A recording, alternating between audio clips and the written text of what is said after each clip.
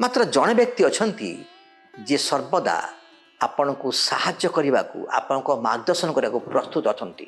ମୋର ପ୍ରିୟ ଭାଇ ଭଉଣୀମାନେ, ଯେପରି ଆମେ ଦେଖିପାରୁଛୁ ଈଶ୍ୱର ହିଁ ସମସ୍ତଙ୍କ ପାଇଁ ଉପଯୁକ୍ତ ମାର୍ଗଦର୍ଶକ ଅଟନ୍ତି। ଈଶ୍ୱର ଆମକୁ ଜୀବନ ମାଧ୍ୟମରେ ସାହାଯ୍ୟ କରିବାକୁ ଓ ସମସ୍ୟା ଗୁଡ଼ିକ ଦୂର କରିବାକୁ ଓ ତାଙ୍କ ସହିତ ଅତି ଚମତ୍କାର ସହଭାଗିତା ଦେଖିବାକୁ ଚାହାନ୍ତି।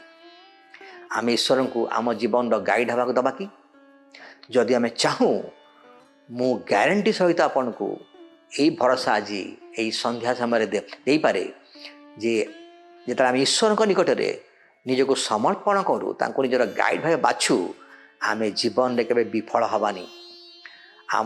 ଆମର ଜୀବନଯାତ୍ରା ଆନନ୍ଦମୟ ହେବ, ଶାନ୍ତିମୟ ହେବ ଏବଂ ଆମ ଜୀବନରେ ପୂର୍ଣ୍ଣତା ପାଇବା। ଈଶ୍ୱରଙ୍କର ଉପସ୍ଥିତିରେ ଆମେ ଆନନ୍ଦ କରିପାରିବା।